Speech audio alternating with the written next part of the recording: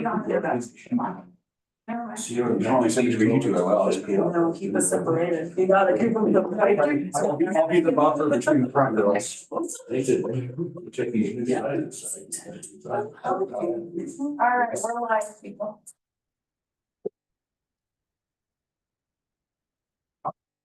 Hi. How are you? Goodness, how are you? Oh, I'm well.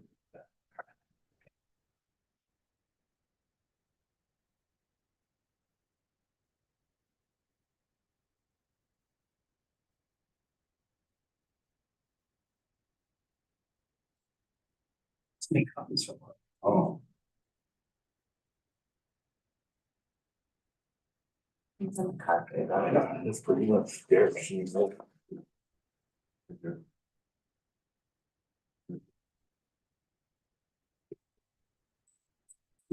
No, everything is the same. It wasn't shiny, so. She does hands crossing.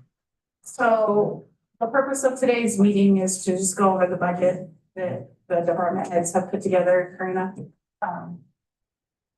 Questions, answers, just throw it around. That's the welcome that you're gonna get. So you're running the meeting? It's a joint effort. Oh, okay. Sweet, he's making some copies real quick.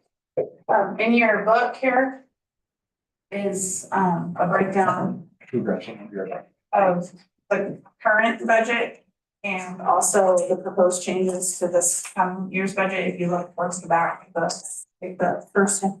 second half of the first section, Karina's got a good breakdown and a list of everything that is wanting to get done as far as each department.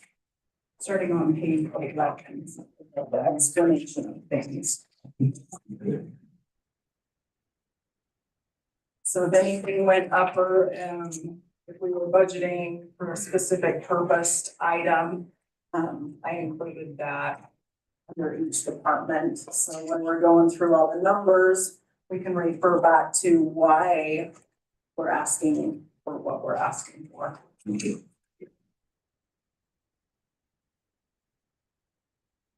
I'm just gonna reiterate, because of the wage increase that we applied in the beginning of June, there will be no wage increases on this. Yeah, that's what I understood. Okay. Yeah.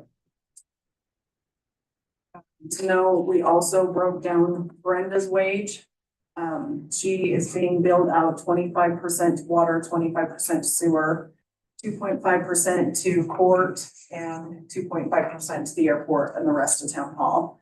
With Jen's, she's getting divided out 25%, 25% to the water and sewer. PD was 5%. And then, cause she's gonna be helping, you know, if the dispatch leaves. And then the rest is town hall.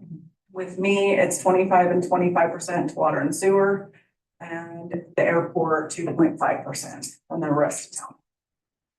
So that's the way we broke those wages out, so that each department can pay for their portion. Yes, exactly. That's how it should be. Yeah. Department pays their part. Yeah, and Brenda's had been divvied out for the water and sewer part. We added the court and the airport to hers this year.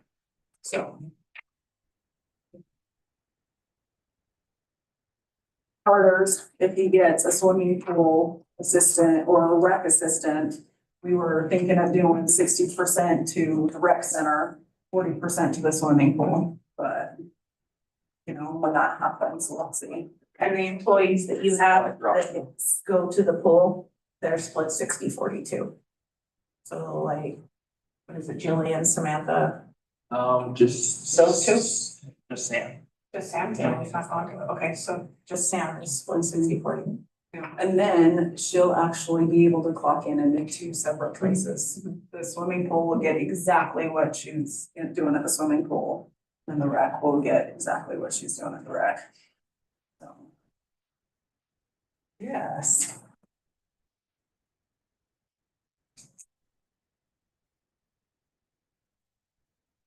I guess I could do roll call. Yeah. For council, so Mayor Chuck Davis, Councilman Mike Cooley, Here. Councilman Corey Oxford, Here. Councilman Bell Barker. Councilman Jerry Flutie. A quorum, but we're not making any motions.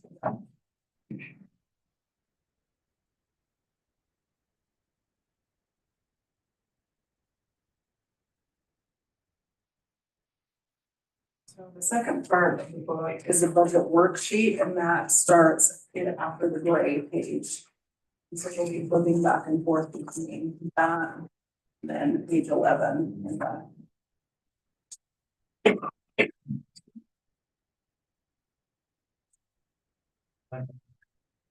Yeah, I give it to you. You didn't get it? No, I don't It's hard to get your book right now. You go grab Brenda's. Yeah, I get it, okay. I feel like I'm missing something compared to everybody else. One, seriously, Carter left his at the restaurant. I'm throwing you under the bus. I hope it feels good. That's fine, that I made extra, like you. Like me, it wasn't for extras for me. You deserve your own book. I have one, I just. Like I said, last time. Thank you tonight when I was on Zoom. You know, that teleportation. Yeah, it's one. Where was your training? Casper. Jasper.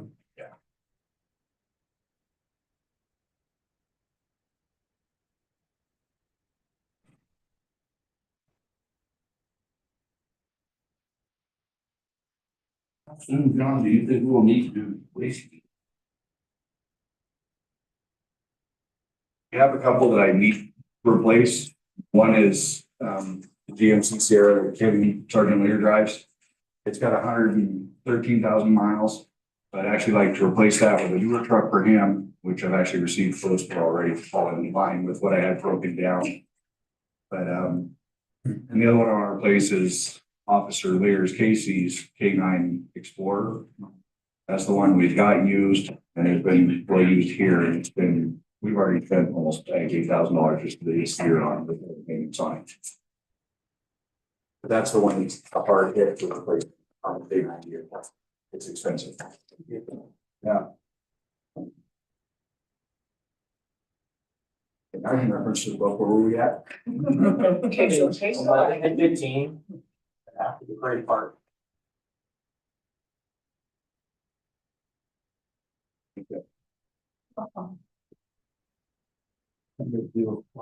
I'll explain the workbook to them, Oh, okay. where all the pages for the budget worksheet was, and then page 11 is where all the notes for with what we're asking for. And then meanwhile, I realized I didn't have a book. I'm like, why don't I have a book?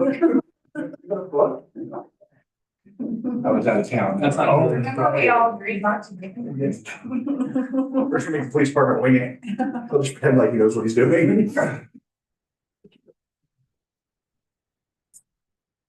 So this last year, which I think is important, is to kind of go through where we're at currently, where things stand. Then let you. So looking at, before we set the budget, we'll look at everything as we get towards the end of the year and see how each fund is sitting, look at the year before. And then that kind of gives us an opportunity to project the following year and also see what opportunities we have moving forward. So the booklet that I handed out, which should have included one in there, I forgot. These front pages right here, this is our cash we currently have on hand.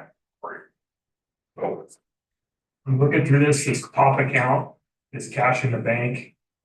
What is that express one? That is where we receive the money from our water and sewer. Oh, that's right. It's our electronic funds checks. It gets dumped into that. So it's like the online payments. Right. Yes, Express if it's a building. credit card, it gets dumped directly into our R&B account, but if it's an electronic check, it gets dumped in here, and every Wednesday I transfer the funds from that account to our R&B account. And then next one, that's our primary operating account. So everything we take in from the state and everything we cut checks out comes out of this account. It's 2,288,000. So that number looks very big. Most of what is in there is impact funds, and there's a lot of special purpose tax money in there. So this isn't all free cash. It's allocated to different spots. It just hasn't been moved out. So at the end of the year, like we've been doing, we take our profits or losses out of each one of these funds and we move money out of this RB account into these wild class accounts.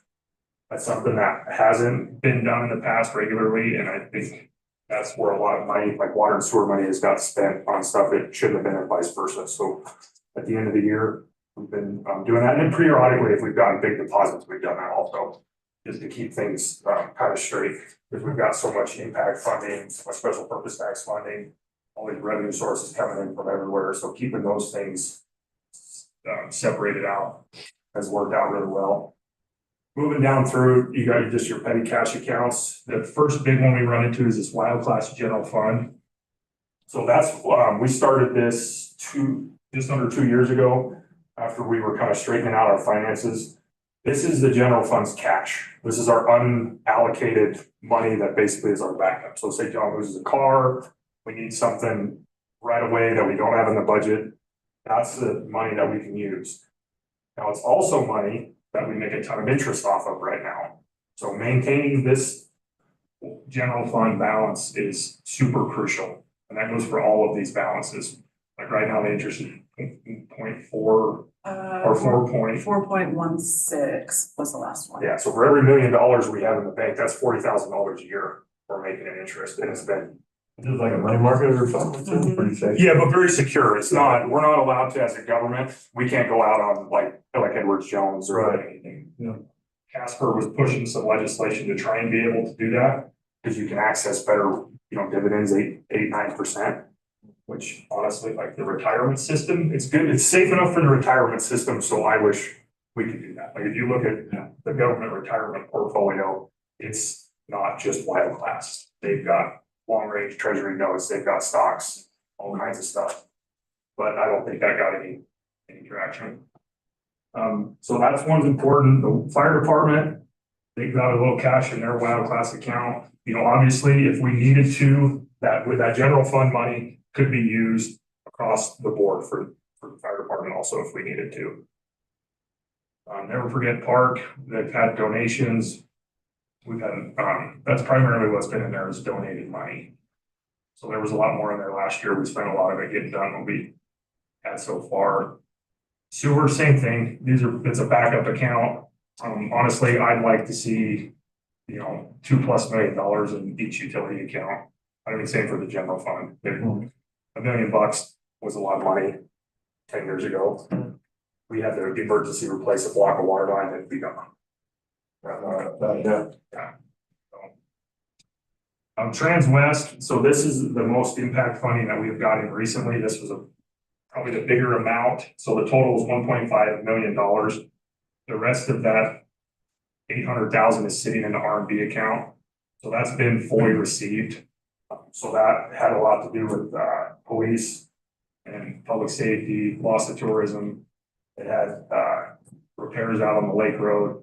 We can use those funds for those items, and there's also some latitude for us to use those for other things as long as they're related to impacts from the project. A lot of things were estimated prior to COVID. So we had a lot of things in there that were like, a couple $100,000 for this, a couple $100,000 for that. Well, now it's like $1 million+ dollars. Like getting sewer and water out to the lake was part of the impact fund on that, but it was like $470,000 that was set aside to do that. Plus I had to cover the engineering. Okay, we passed about 70-some thousand, and that's probably gonna go away when we pay for the tractor. That's just slowly been accruing over time, projecting long term. I don't see that going up in the near future by much at all. Chemical costs have quadrupled after COVID, and our rates monthly have stayed the same. So we will need to look at that probably in the near future, doing a bump on that to start covering that, or we're gonna end up starting to eat into this balance.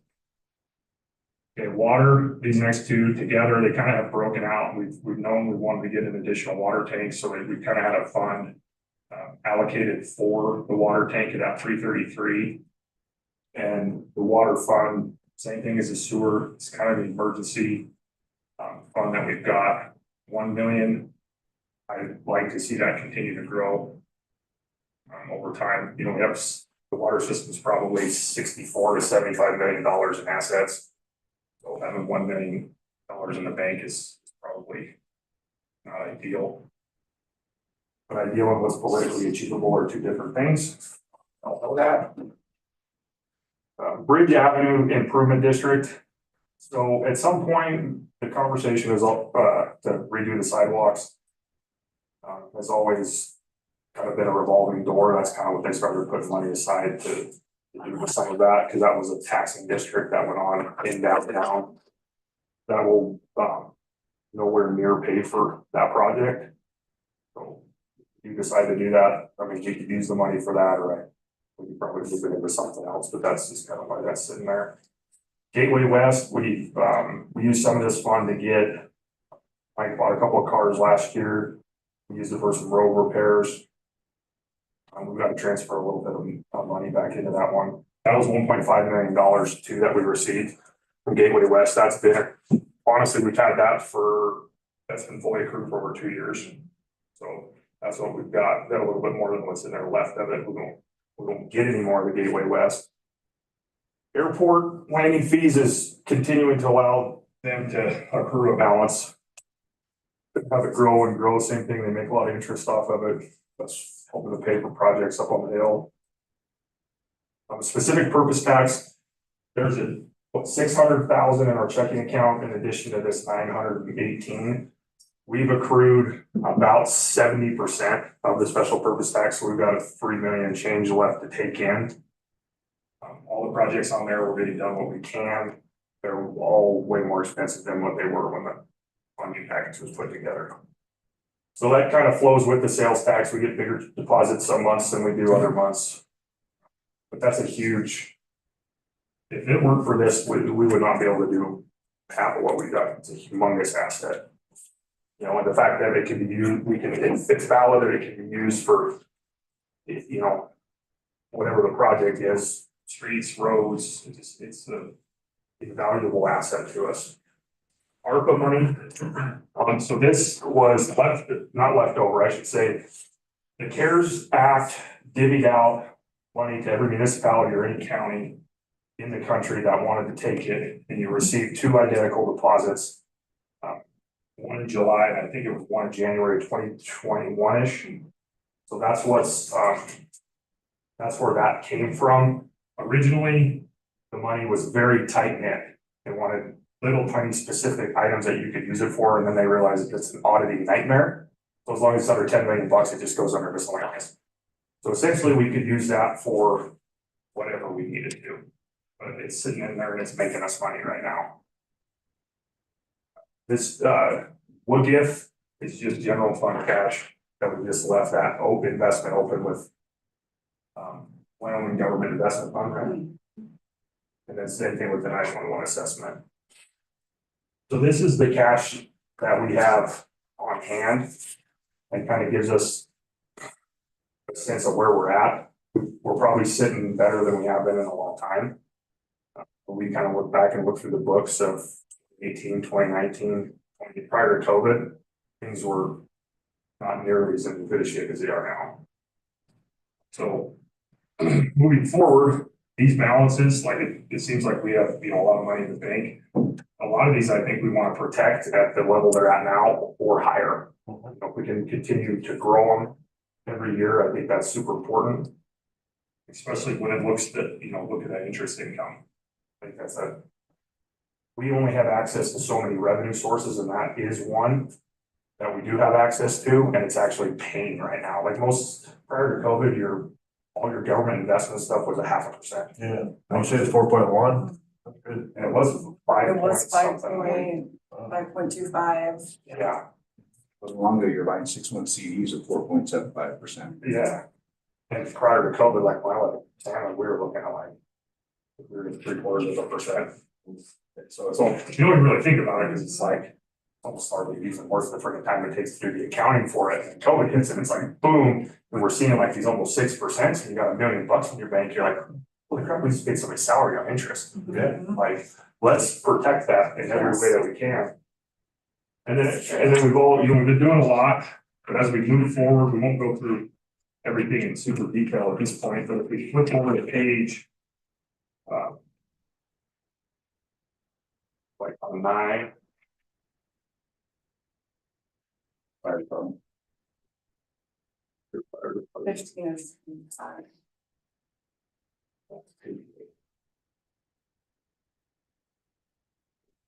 We go page 13 down there at the bottom. So this is these first few pages from basically page 2 to this page 13. That's the general fund ledger. It's all the expenses and all the revenues that we've received involving the rec administration, the police department, the streets, planning and zoning commission, taxes, sales tax, property tax, miscellaneous fees from the county. We got vehicle uses. And we can go through all that in detail. You can look this over, but one thing that I really want to point out on this page 13 down at the bottom, you'll see net revenue over expenditures. So as of right now, we are $345,000 in the black in the general fund. So we're having a very highly liquid year. It's good. So why this is really important. So right now we're looking at, okay, we can put some of that money in the bank, and then we can use some of that money next year to invest in our equipment, to do projects with. If this was sitting at, 0 right now, we probably want to be looking at maybe tightening up even a little bit more, but I think when we have extra, I don't want to say extra, when we have additional resources, let's invest them in equipment and get it bought now and get things caught up. Let's stay caught up. Let's do projects. Let's, we don't want to sit on every last penny of our money, because then it's gonna, whatever we don't do now, we're gonna have to do later, and we catch later during a pandemic, and we sat on our money and we lost money. That's good stay kind of top of things. Yeah, but that looks good. One thing I will say about this, the net revenues over expenditures, there are some one-off revenues in here with some choke cherry funding, a couple other small things that are what I would consider irregular. So realistically, I'd say our base expenses compared to our base revenue, we're probably closer to like about 180 in the black.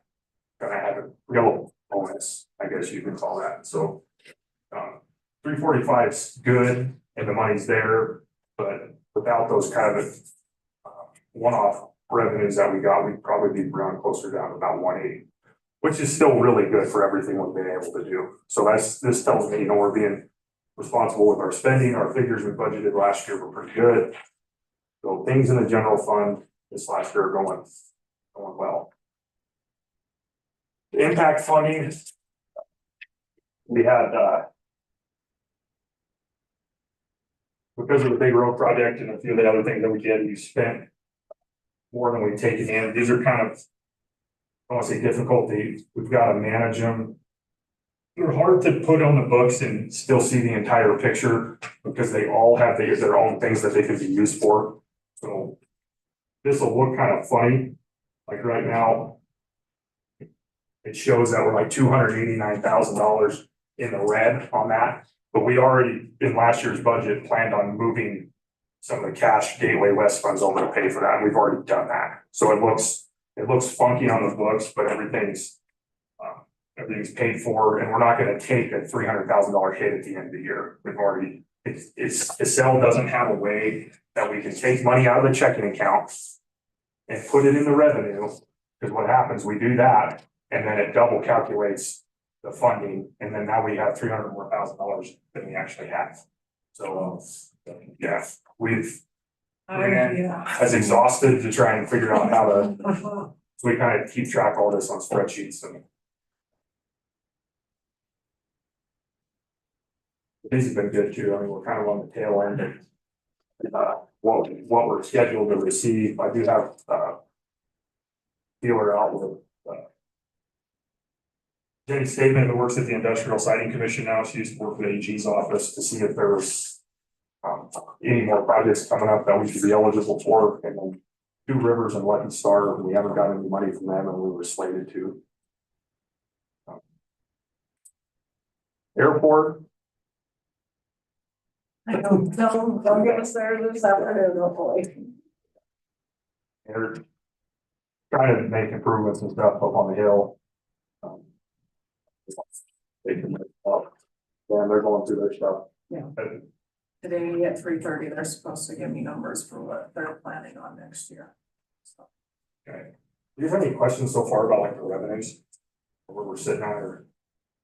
No, I think, Paul, pretty good. Okay. And say there's some money we can make interest on and stuff like that. Yeah. That's good. Well, and the reason I point that out so much is in the past, I've experienced, people will look at those balances and go, holy crap.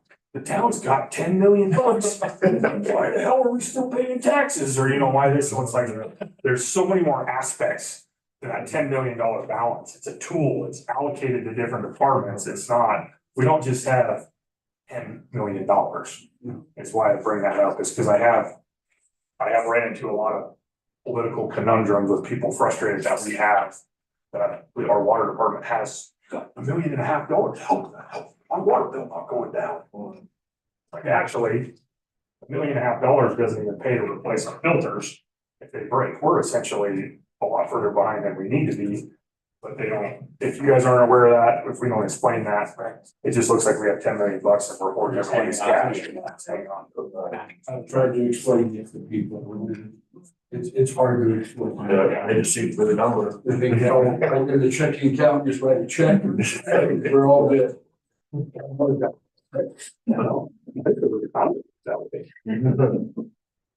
so on to the special purpose tax. Like I said earlier, we have about 70% of it. Get another $3 million in change. I'm guessing that's gonna take probably 5 to 6 more years, be my guess, depending on how things go. We're getting quite a bit more. These last couple, or not this year, but the last 2 years, almost 900,000 both years. This year, we haven't done quite as well, but we'll,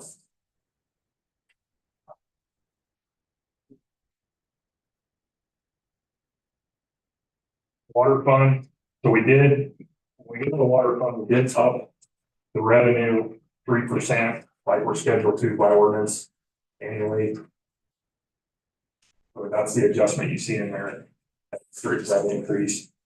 And then also long-term, I think we need to have a discussion about trying to move some of the money we're making off of so much water usage kind of more into the base rate. I think the model's a little skewed. Our base rate should be a little bit higher, and I think the usage probably needs to stay the same or be dialed back a little bit. Too much. So if everyone just decided they didn't want to start watering their lawn or anything, we could lose a lot of money.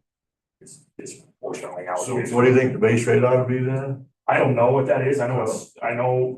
So for example, like we get well over $700,000 on our water income. We don't get nearly that on our sewer because we don't have usage on the sewer. So we're receiving and absorbing an amount of our water revenue based off of something that can fluctuate. If you had a bunch of people that quit watering or something, we could lose quite a bit of money.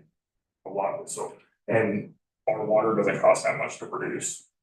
It's more money to maintain our system than it is to pump the water out of the ground. That's something we're kind of talking about a little bit with the board, down the road. And it's not something I think the guy needs to do tomorrow, but I think is, we talk about this 3%, it's something we need to look at moving forward. I'd say over the course of the next 5 years, we're going to kind of go like this with the usage in the base rate a little bit.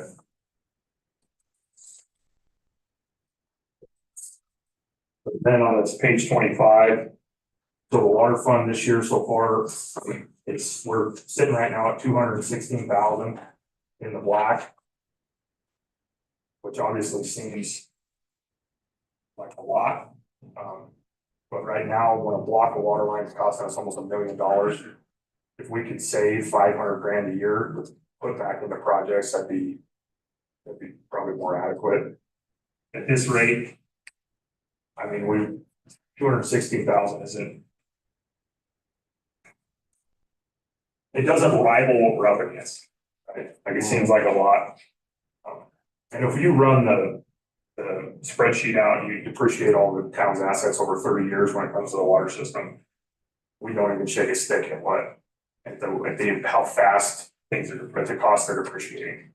We take $65 million worth of assets, depreciate it over 30 or 40 years and turn that into a monthly depreciation, and we're quite behind on how it is.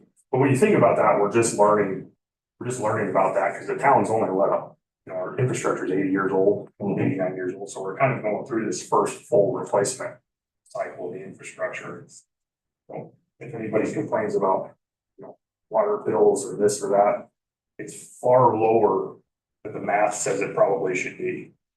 But there's only, the Rollins is a good example of that. Yeah, it is, yeah. Yeah, it's real good. But there's only so much logically and politically normalized. Like, I think, and we're just gonna pretty much go with the 3% increases every year or something. I think that's better than just no changes and then dumping a big bill on. Oh, yeah. in 5 years. yeah, see, and Idaho has it to where you can, it's legislated without having to have a public hearing. You can raise your rates 3% without the public's approval. They do that because you get a 1.5% increase on your revenue for your capital improvements, and then you get a 1.5% for your increase in your operating expenses. So I think 3%. Before COVID, it was, I think if you did that every single year during COVID, you'd stay pretty caught up, but COVID spiked the average inflation rate for the last 100 years through the roof. Like it was at 1.75, and now it's at like 3.5. 3.5, 4% would probably be more helpful. But 3% every year, you know, people don't even hardly notice it. Maybe telling you, Department of Power just raised it up like 45%. Their base rate went up $10 a month. Yeah.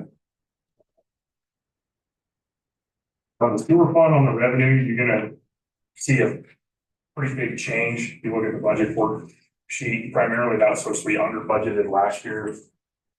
They've been under budgeting, and so we moved it up to what we've been seeing the last couple of years. And then also we added the 3%, and then we audited our bills. We have several sewer bills that are not correct. They're extremely low. And we're gonna try to get all that straightened out. When we do, I think we're probably missing out on over $40,000 a year right now because the billing is not. It's accurate, don't change it. Yours is fine, John. So it was like the airport, all those hangars, they each have their own. When they get hit, when they hook up, they'll each pay their own base fee. Okay. Yeah, that's what I told Who's that? them. Yeah. But like right now, the old Baldy Club pays $218 a month That's The entire club? for the entire club. That's all right. Yeah, we don't know where it came from. So Roger came in, Cox came in and asked for a printout of all the things, and he came back in 2 hours with red marks all over it. Well, he knew things because of the position Susie was in, and I just don't think they ever got addressed. So we started going through stuff and adding stuff up. You know, Jansen's apartment, she's paying like $120 a month for that whole apartment complex. 12 apartments or something. Yeah, and they're supposed to each be paying a base rate. So that bill should probably be closer to like 400 something a month. Now the trailer park changed over to individual trailers, so it just group rate and did something a few years ago. Trailer parks are, each trailer pays its mobile home parks each pay their own base fee. Right. Yeah, so Medicine Waters pays $32.50 for each trailer. For all 72 spots, whatever they're up to now. Yeah, and then RV parks are, they're on the commercial rate.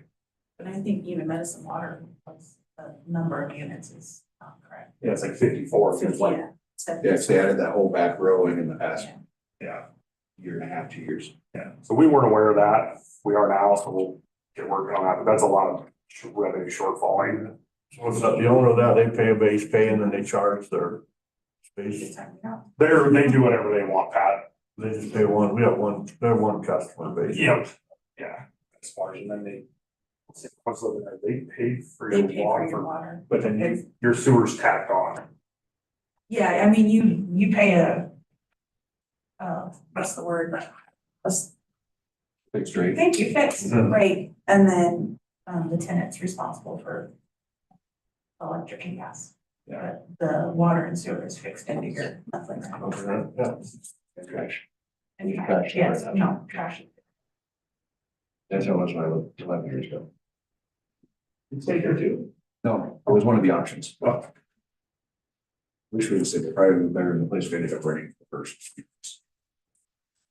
So we're almost 100,000 in the black with the sewer fund, so maybe that's it, and that'll probably do a little bit better next year, so that us getting things straightened out with that. And we did, make some purchases on some equipment and do some projects.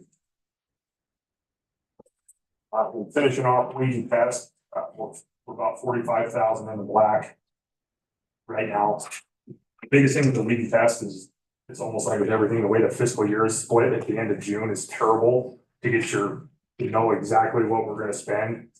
When, because that's our busy season right now. So we're right in the middle of the project, fiscal year starts over, right in the middle of mosquito season, fiscal year starts over. So that's probably we're gonna make our big chemical order for this season here shortly, so that's gonna probably be gone. So when does town start spraying, June? Depending on the weather, end of May, first week in June, if it's super cold or super windy or crappy. But we try to shoot for like that last week in May, and then I got a plane that's supposed to be here like the last week in May. But those are always very the day by day basis on the plane, depending on weather, and usually Kevin just texts me, says, I'm on the way. Okay. Sounds great. Yeah. Okay. But so overall, like everything's, I don't want to say making money, but we're saving, being conscientious of spending, and we're trending in the right direction. I think we can just continue what we're doing and be mindful of where we're at. And we'll continue to do good and invest back in the organization, invest in the community, and hopefully that'll all pay back dividends. Whether it's invested in personnel or investing in equipment, we'll see that return. And I mean, we've saved a lot of money too, doing stuff in-house, and So you're gonna continue to do that. That seems to be working pretty good, right? So Yeah. projects we're not contracting out. I think we have to try. Yeah. I think if we can't do some of that stuff, even like down the painting a damn pool, Yeah. we'd have bid that out, probably been $35,000. Oh, yeah. Might have been more, might have been 50. Yeah. We're into it, get per month or I think something. it's great if we can do it in-house, keep stuff going. Yeah. It's not what we won't be able to do stuff if we don't try. Yeah. We've got a good crew of guys that we got the know-how. Yeah. We'll use it. I think we're really necessary. We're good. Got a really good group of people. Yep. We're not saving like $1,000 here or $1,000 there. I mean, we're saving tens of thousands of dollars. We can do that, and that helps everybody. Yeah. So that's kind of where we're at, when we're sitting cash wise, where every fund is financially sitting. You guys got any questions? You don't foresee anything coming up that we're accounting for at this point, huh? And stuff that does always come up though. Oh, yeah. You never know. Property tax wise, that's the next one. We've got 45,000 in the budget to account for the legislation that was passed. I don't see us actually seeing the whole $45,000 loss, because it was only for residential structures. It wasn't 45,000 figured a 25% loss across the board. But there's a lot of commercial and stuff that's taxed non-residential that was not a part of that legislation, so. That only counts for primary residential, right? Correct. Secondary. Yeah. I don't see it being nearly as bad as some people. Yeah. It'd be. So many people have moved here that haven't been here for 25 years. They don't benefit from Yeah, but we did do kind of worst case scenario, so we still were able to balance the budget with that. Miscellaneous revenue. Did get an increase in our direct distribution. Yeah. 20,000, so that kind of helped to offset. Drop through tax. Do you have anything with the fees or anything that change? Nothing with the fees, health insurance went up, but we also get, they're also, WAM is paying our January invoice again, and so what it went up, that balances out with what they're paying for in January. Our law enforcement retirement is going up, though, so it went about 9% this year. And we factored that in. Oh, that's step 2 of the 5-year plan or Yeah, whatever. I'd say there's another step or two after this. And the public plan went up, what, 1.5? Yes. Okay. You guys figured all that. We figured it out, yep. With the miscellaneous revenues, the reason why it was higher in each, like the streets department and everything last year was because of the vehicle sales. And so. Yeah, so Because of what, vehicles we sold? Yeah, Oh, yeah, so that's why some of the miscellaneous, town hall, miscellaneous streets. Water. Water, sewer was higher. because Ended of up some of with the just about vehicles. 32,000 between all of them, I think. Yeah. Yeah. we did unload some, a little bit of brass, Mhm. do that with water. Yep. The streets. Their vehicle sales was the 16,409. The PD, your total, because there's other miscellaneous that goes in there, was 16,506. So. Water and super, that's their spec. So we probably, unless we're selling vehicles, unless you are, we won't have that miscellaneous revenue. Yeah, I'm actually looking at the possibility of a trade down. You don't have to worry about it later, just walk right into it. Yeah. Mhm. Especially, you know, I'll go paperwork and. I'm trying to find titles and. Yeah. That's easy now. You got that figured out? But I do think we did well on this last one. I don't know if we do as good as, there were a few people who. Weren't happy with their purchase. Correct. Sold as is, so. Yeah, one customer. So, yeah, we're gonna kind of cover the future outlook. And we can go into kind of expenses that was put in, not that you don't have to go over all the day to day, but of things per department. And then you guys go kind of through town hall. Do you have anything specific? That was added. Now, For town hall, we did budget with everybody, because we're looking at if we need to replace cellular. We divvied it out proportion wise to all the departments. The town hall's portion for a new server was 1,400. And then that was, we also put in a $5,000 in case our heating system fails. And the building will be splitting that with the PD. So we put that in there. Now, did you split the PD on the paper also, because we actually have a server in there. There's a separate PD service from the town hall server. So do I need to add more or take it away? I did. Probably whatever you guys- have split between everybody else. Probably Yeah. add to just the PD itself, and if you have to. Okay, But we do have there's one server that's PD and the other one's all the town hall. okay, yes, I did include you in the town hall. So we're gonna try to separate that. Because I have a separate, because there's actually two servers. One- Did, on that quote that they gave us, it was everything. it was It's everything, all yes, servers. yes, so it's, yeah, so My your portion is probably portion, larger than everybody else's. Yes. I have my own. yes, yours was like 2,000. That's not bad. Yeah, yeah, so I did divvy it out. So I have a gaming PC now. You just anything after work. I just do that on the Xbox. Yeah, there you go, but that's kind of all we had for town hall. It's Yeah. everything else is just. Yeah, kind of just day-to-day. regular bills that come in that we need to pay. Then you guys did allocate some of your wages and stuff to the airport. Yes, yeah, we did 2.5% for me and Brenda. And then also Brenda is getting court at 2.5%. Then the water and sewer, we're all split to 25. Chuck mentioned today that he was thinking he wanted 80% to go to water and sewer. Like, I thought we brought that amount up. I'm like, I don't remember an 80%. I mean, we can look at it, but that's a lot. That is a lot. Because we do a lot of other things. Yeah, well, that's the 25. What they're talking about is, so when I got here, when we all kind of teamed up, the water and sewer was paying $12,000 a year for everything that was going on in this office, which was grossly low, right? And it's not fair for the general fund to be doing all this clerical work for the water and sewer, and then the general fund getting screwed. So they can't get raises, they can't buy a server, they can't do a PC because the water and sewer is not paying their fair share of their wages. Like they were kind of doing like, well, you guys would be there anyway. Kind of treating it as like an incidental deal.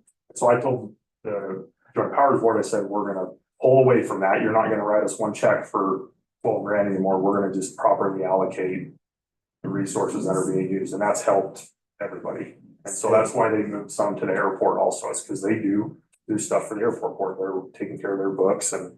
Is that enough, 2.5 then? Is that- Yeah, the airport, last year, we discussed it to do it last year's budget, and they didn't wanna do it until we could keep track of how many hours we were actually working on the stuff. Brenda is not able to really keep track of her hours, but because she always gets interrupted, you know? Right.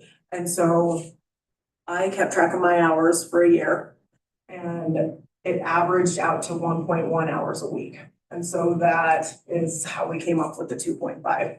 And if it changes and if it, you know, I'm keeping track, if it goes up, you know, they'll start paying more too. But we figured this was a good baseline to at least see what our starting point is. We treaded lightly adjusting those things around just because of kind of the atmosphere. Same thing with the water and sewer. We did the first year, it was like, Yep. Brenda was significant, like 40%. Mhm, And then you guys were like 10 or something. mhm. And we kind of worked into that just so it's easier for everybody to swallow, but at the same time showing like nobody's noticed. Okay, it's not a big deal. It's a better way to do business. It is, but yeah, it's not fair to, you know, if everybody pays their share, no one's disadvantaging anybody else for doing it. Yep.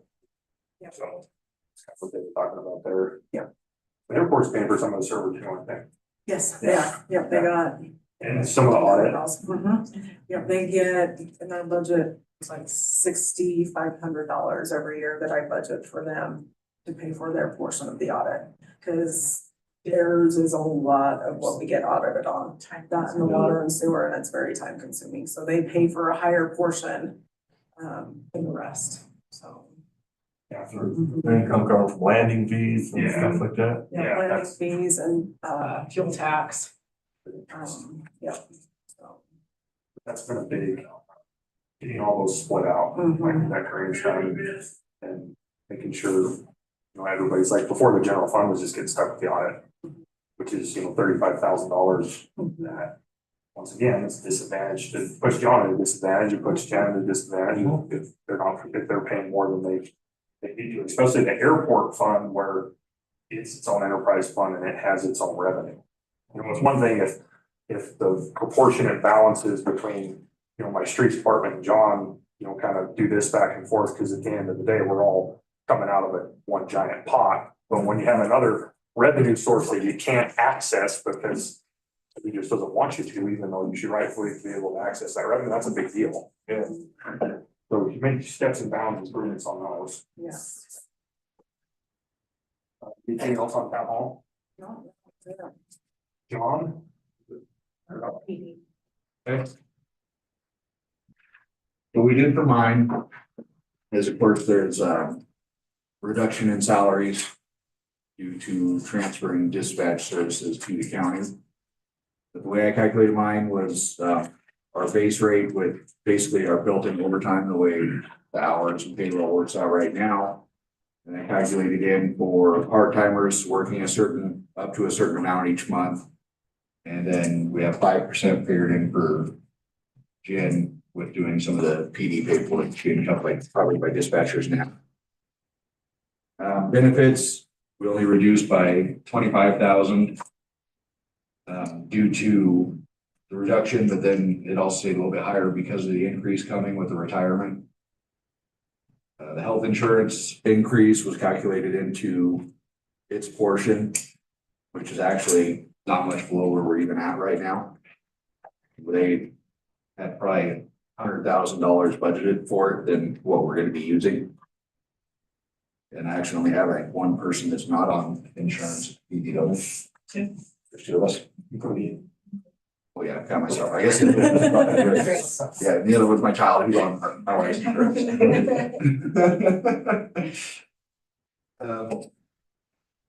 Kept the employee assistance program the same.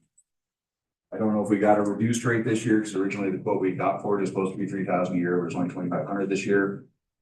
Uniforms, I increased by quite a bit.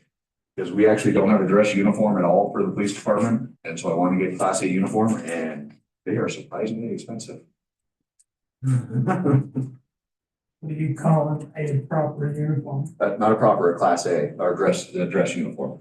What do you call it? What's class A? Slacks, jacket, the tie. Everything for like Ike jacket, or probably gonna end up going with Ike style jacket. Just a full dress uniform for funeral services. Or, yeah. So right now, we basically take one of these shirts and put a tie on it for porch. It could be a little bit more professional. That's actually what we do for anything dressy right now.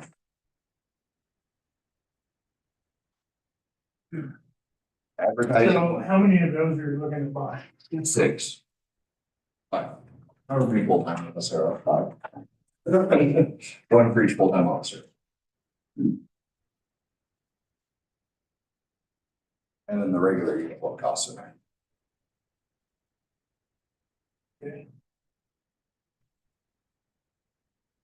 Which this year we're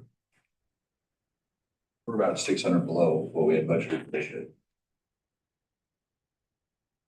Advertising, we took from $825 up to $2,000.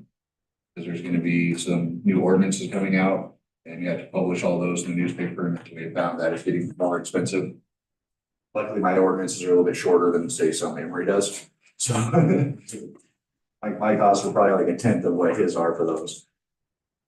And then our 911 communications went from 24,000, budgeting it up to 140,000, because that's where we'll actually sort of move the line item for paying the county for dispatch services into 911 communications instead of just having it in our salaries. That way it's actually specifically down for what it is, which is our 911 communications. So that's our 24,000 plus the 126 that contract is supposed to be at. Travel was at 2,200. We've only used 222 out of it. I rounded that one up to 2,500. Just because I expect there to be more travel with the K9 training. A lot of that takes place at other places for going for certifications and such. And this pretty much mostly what I've been doing out of the travel is the motel rooms. Got some of that coming up this week for Casey's going down for some tracking training with his K9. Administrative supplies training's next. That was at 10,000, staying at 10,000. We're only at 3,100 used so far. We have a couple more training things coming up out of that. I've got quite a few receipts actually I need to turn into Greener right now, and we still haven't gotten a bill for sending the 2 to the academy yet. So that'll be coming out of this budget line item. And actually want to buy some training equipment out of what's left also. Administrative supplies, it was at 7,500. We've already spent 9,800 on administrative supplies. That's covering our toilet paper, paper towels, cleaning supplies, pens, papers, everything like that. So I moved that from 7,500 up to 10,000. Investigative supplies, we spent 1,500 so far. We still got some higher dollar items to put together. There really wasn't much for investigative supplies like our drug testing kits. Some of those I found had expiration dates in the 90s on them that we still had back there in the cabinet. Right, give them to them. No, someone else didn't expire, so they gave them to them. We really didn't have anything for investigating. We still don't have like a crime scene camera. It's just cell phones. So we're working on getting a good camera for taking crime scene photos. And we're actually working on putting together some major case kits with evidence markers and all the basic things we use, our DNA kits, swabs, all that sort of stuff in there. You guys do like crime scene processing training every once in a while? I think. Yeah. Yeah, and the major ones, DCI will come in and help, but I'd like to go, a lot of that stuff I like to handle by ourselves, because Mike and I came from the sheriff's office. The sheriff's office was kind of the go-to for that, and that's kind of faded away, but we still want to be able to keep most of that in-house ourselves. Well, for some things, I think if the homicide involved, the person should be the #1 cause, should be the DCI. Oh, yeah. Yeah, and even if they don't, Let Take them over the take the case. bill. yeah, they come That's what I was and gonna say. assist and- That is some Yeah, funny assistance they've right got the there. crime lab, they've got The autopsy people, yeah. Membership subscriptions dues was budgeted at 1,000. I just left that the same. Repair and maintenance on vehicles or equipment, sorry. I was at 2,200. We're at 1,878. I don't have too much more that we're probably gonna have to do on our equipment repair and maintenance, so I dropped that one down to 2,000.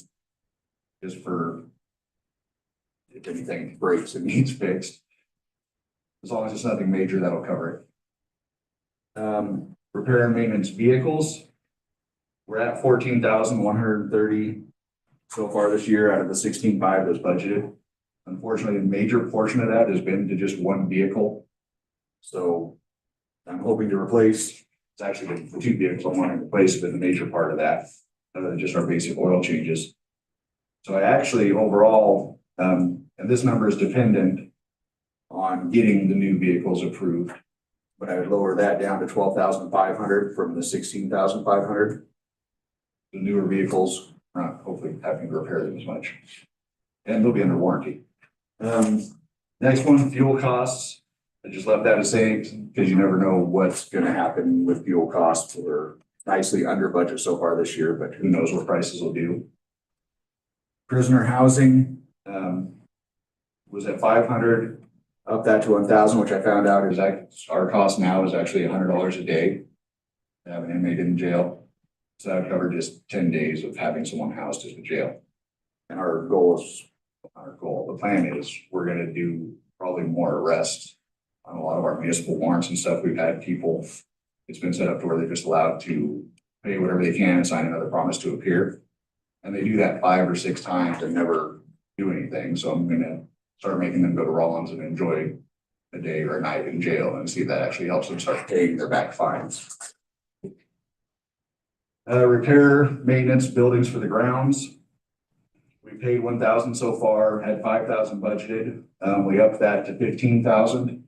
So there are actually a couple of projects we need to do, looking to get an actual exhaust system put into evidence. Half the time, the whole police department smells like drugs because there is no ventilation for the evidence room. And that also includes, we were splitting up the generator overhaul for town hall. So that's a third of that cost. That'd be 5,000-ish would be our portion. Is that a week in there? We do. Twice. Yeah. Every once in a while. We go through waves where we end up, and sometimes you'll get the smallest amount that smells the strongest. I've had pounds not smell as strong as some of the Ziploc baggies of stuff I've come in sometimes. Utilities, this is our power. Basically just power. It was at 5,500, I just left that the same, which with where we're at, that should give us a cushion for the new carbon power increase. Telephone was budgeted for 10,600. So far, we've paid 10,200 with what 2 more bills probably coming in. That actually covers our cell phone and our VoIP that is shared throughout town hall and our landlines for the 911 system. I moved that, actually, I lowered that to 10,000 because going through the bills, I found that we were paying an extra, what was it, $150, $200 a month for cell phone lines that are not being used. And that's $50 a month per line. So I'm getting those dropped and swapped around. So we're not paying the extra every month on those. Professional fees. That is what we paid to Patrick and to, I have 2 lawyers that I use for the police department. And so this year we're already over our 9,000 is budgeted. So I'm upping that to 20,000 because with the ordinances we're looking at changing, it's going to be more lawyer fees involved in those also.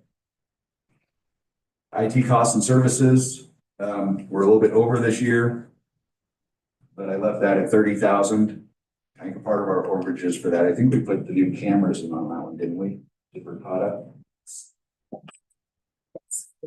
So that ended up being $9,000 add-on that Yes. was unexpected last year at budget time, which was added on for going to the dispatch changeover.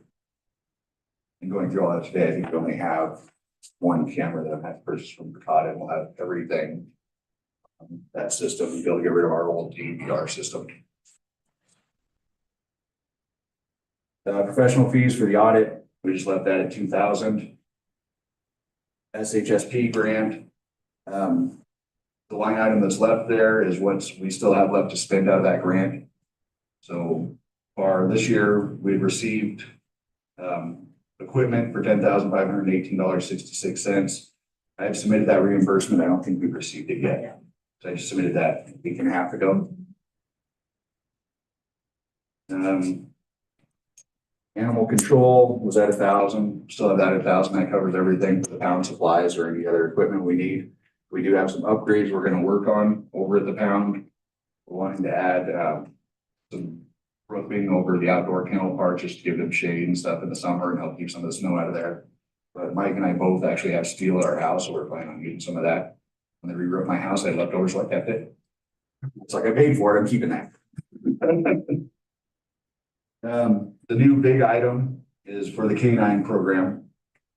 We're adding a separate line item for that and putting 10,000 into that, and that'll cover, we're using that to cover the extra monies that is paid to the K9 handler, the bag of dog food we paid for the dog, and any K9 training will come out of that instead of out of the other training budget. So we'll be separating that so we keep all those costs for everything K9 related in the one line item. Special department impound and tow was at 500. It's still at 500. May actually start using that if we end up with an impound yard at some point that we can really use. So right now we don't really have any good secure place to impound vehicles to in the town. And then the VEST grant, we weren't able to use any of that this year. The one VEST we tried to submit to it. Apparently the grant had ended 4 days before. So we didn't use any of that money this last year. I don't know if we'll get the grant again this year, but I am going to apply for it just to see if then it gives us free vests. Mike needed a new vest, but I managed to score him a new one for free up at the convention I was at. The company that we bought the last ones from are going to do a wear and can't remember what she tried to call it, but I got him $1,000 vest of the new 3A ultralight panels to try for free. And we just have to let him know how it holds up and how it works. That's everything I have on my budget for this year.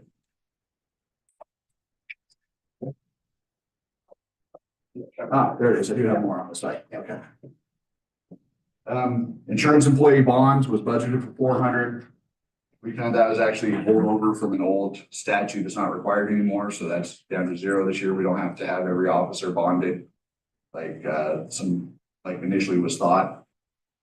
Property insurance was, we just raised that a little bit from 4,338 to 4,400 just in case the insurance costs go up because we've spent probably 90% of that.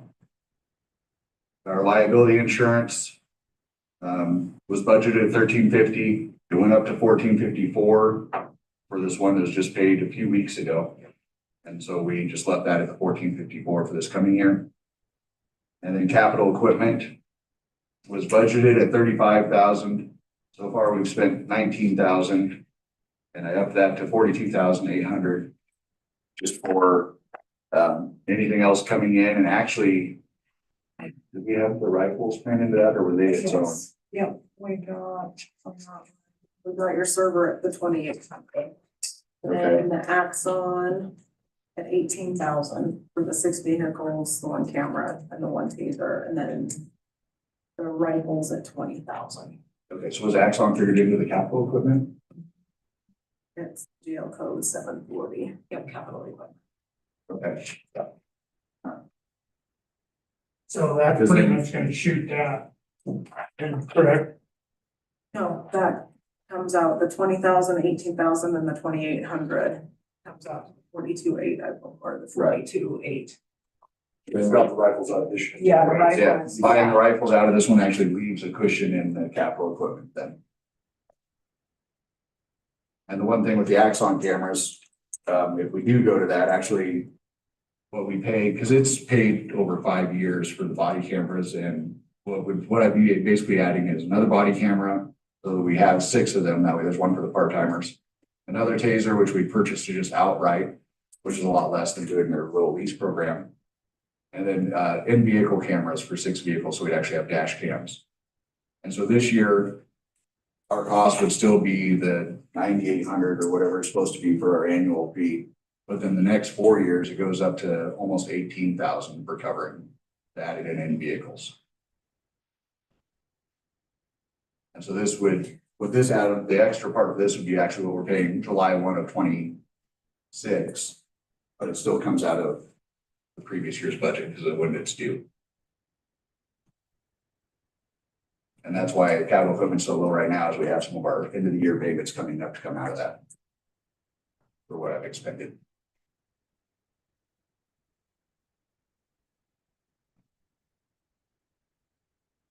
So it ends up being. We had some add-on things at the end. Takes my budget from what was budgeted for 24-25 from 1.2 million and some change to just barely over 1.1 million. So it's 135,000-ish savings. And we did away with dispatch. Correct. Which helped cover a lot of the savings.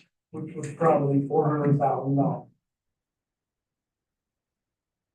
Overall, probably pretty close. Well, because salaries, benefits. So my budget was, that would have been 800-ish altogether. So, yeah, probably cut that almost in half. So out of 400,000, we're saving 135,000. Correct.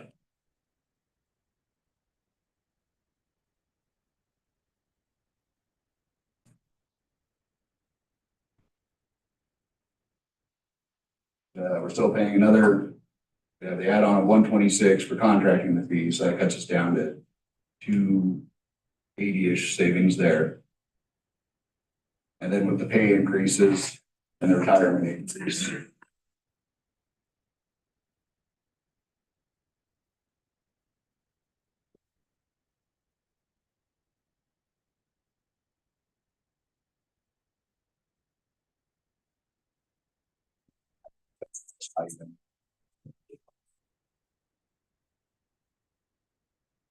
An item to touch on that's not even budgeted into these sections, and that's the 2 new vehicles. Those would actually be coming out of the impact funds that were discussed earlier. That is one of the authorized uses for them. We'll use that to cover the 2 new vehicles. And if you wanted to find that in your budget packet, that is. Page 9.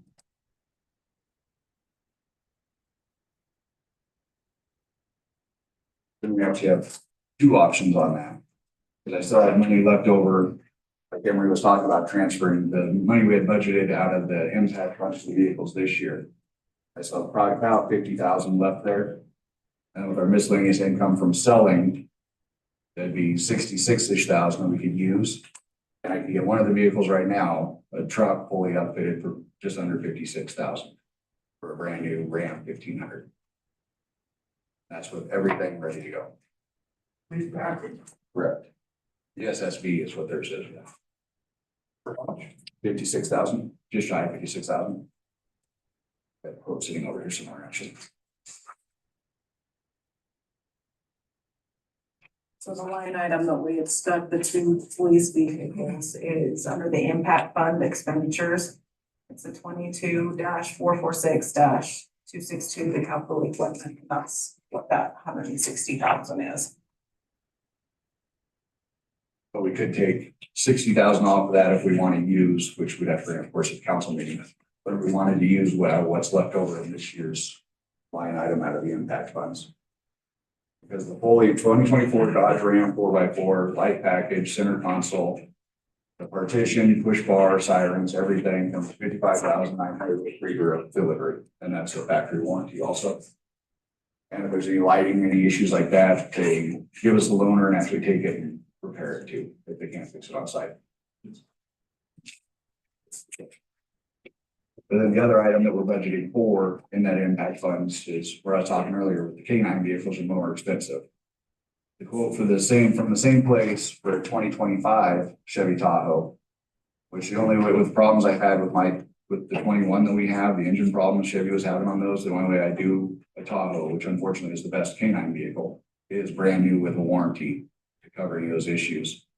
fully set up, because of course canines cost more for the canine cages and everything else ends up being 95,576. Because the base price on those Tahoes now is 57,700 before you even add the rest of the equipment.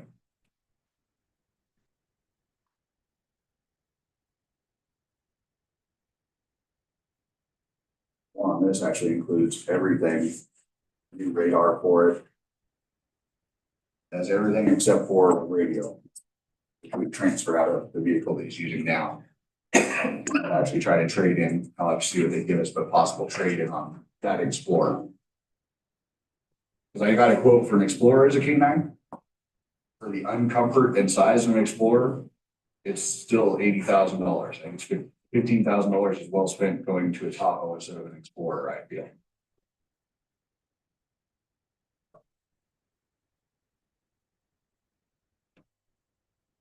And the dog is what's driving the cost of that vehicle up. Correct, the K9 partition is what is the most, the K9 equipment is the most expensive part of it. The K9, just the K9 cage is 8,800 to make it a 1/3, which is the same size it's in most of, just 1/3 prisoner partition. The overheat system and door poppers 3,500. So just because of the K9, it adds 12,000 and some change, just to be K9 capable. How is the dog working out?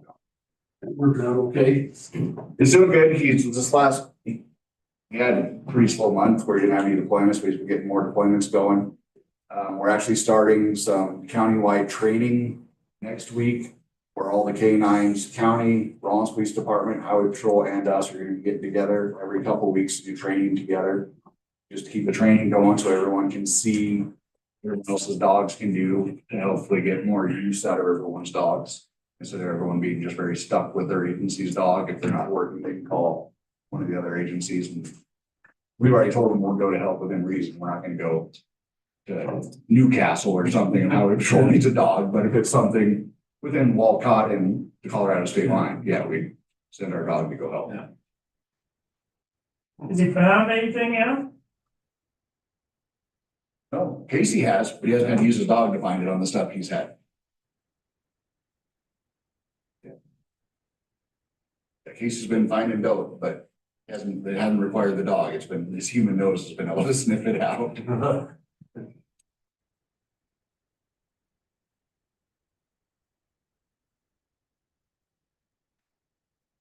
That's where I'm at.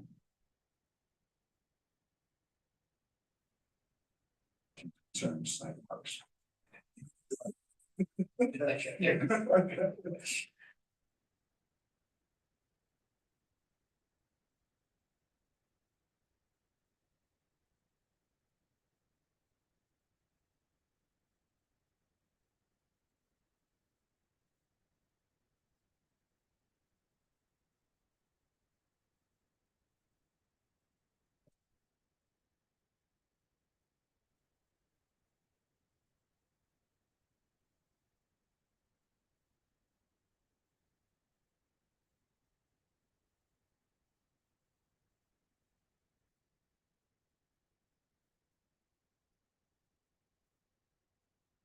I have a question, and I'm sorry. What happens, could you like upfit the existing Tahoe with a K9 and then buy another truck at the cost that you're getting that on? Does that make sense? We could, but then the truck is what, 58,000? So then you're still spending. It's still gonna be another 12,000 on top of that, which gets us to 70,000 anyways, and then we've still got a 5-year-old vehicle. I was just curious, I'm not trying to. No, it's a good question. Okay. Yes, that is possible, but it's really not gonna be much savings in the long run. 2 new vehicles are gonna last longer than more used vehicles. Because the warranty's about up on that one top. I'm serious. Hopefully they're done rebuilding the motor. It's been completely rebuilt now.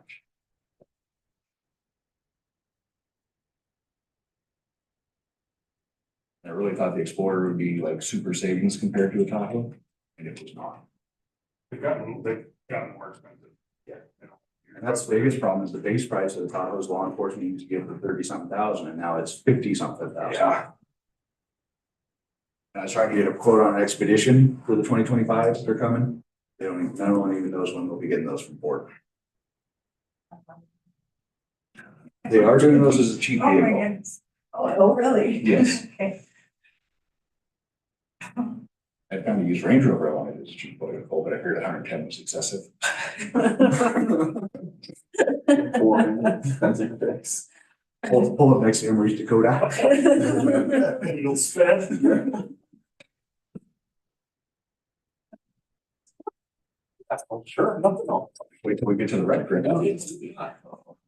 So like the rec director vehicle, your BMW M3 if you're going for the rec. center. What is the treasurer and the clerk get? I just saw mine. The little rental scooters. That's at least they're making e-bikes to get power. So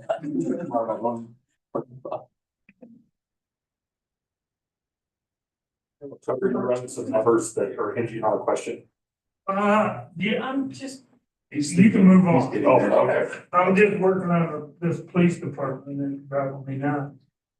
That's good, he's distracted. My turn. Yes, go ahead. Do you want a rough list of shows you where everything's at? No? So mine's pretty much some, both swimming pool and rec are gonna be pretty similar to what they were last year, outside of a couple capital improvements. So I'll do the recreation department first. The first one is like an all-in-one weight trainer. It's comes with like 10 different station setups, cable machine.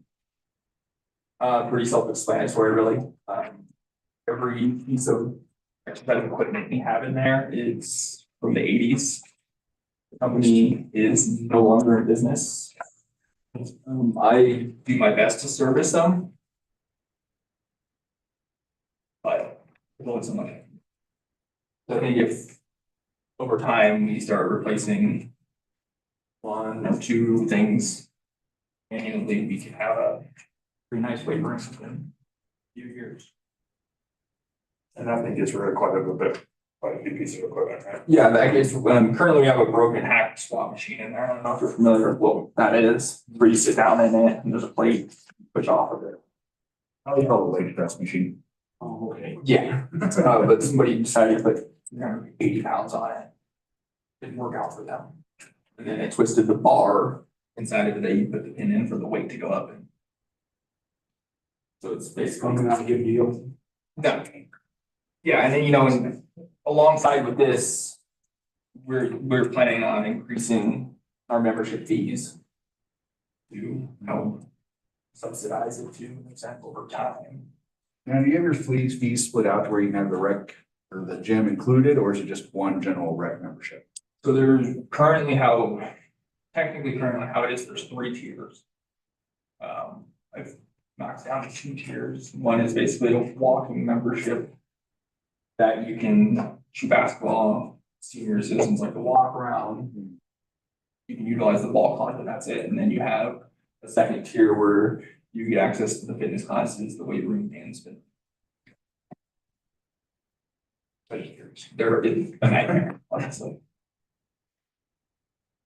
And don't explain it to you in detail, yes. I know Rollins was set up the same way where it was a different fee if you wanted to actually use the weight room from the rest of the rec center, so. Yes. Additionally to that, there's a Stairmaster on there for $5,999. Same kind of guidelines, just improving the facilities we have to offer. And this helps eliminate the elliptical. Elliptical. And then if you don't have any questions on that, I can move on to the swimming pool. The swimming pool is with zipping. So basically a little mini zip line. It's miniature. Well, it's not going Adequately sized. it's adequately sized, but miniature in the sense that it's not going all the way across the pool. Is that fair? And this, yes, $18,000 is expensive. it's almost half price compared to the demanded slide by the public. So, I say this is a replacement of the slides. Yes. Yeah. and then we don't have to worry about the slide, because the pool, that wise, it's all the above. Emery's already volunteered his guys to help install this set of equipment as well. Did he say he was gonna be the first one to use it too? Yes, he's gonna show us how to use it. So. I'll get my Tarzan off. Yeah, so those are the only two major things that I have. Questions, concerns? Comments?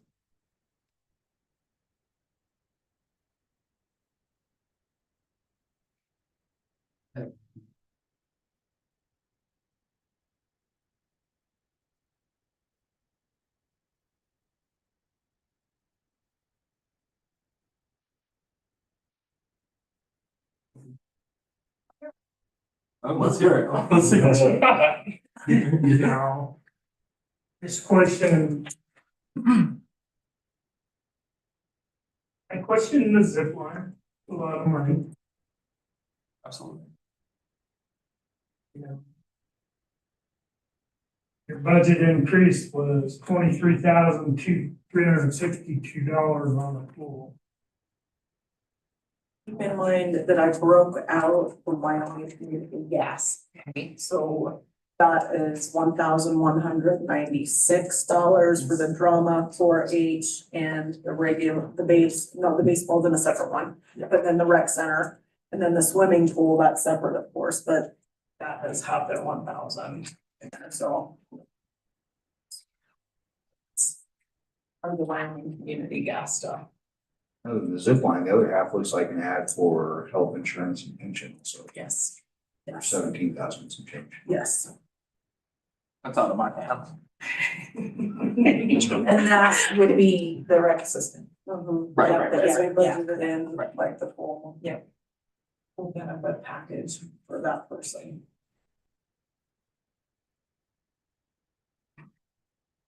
But in total, with those three things, I think between the two budgets, technically it's 33,000. And we could, looking at it long term, as far as the budget increase, it's, less the capital equipment. That's a one-off. We don't have to foresee this taking on long term.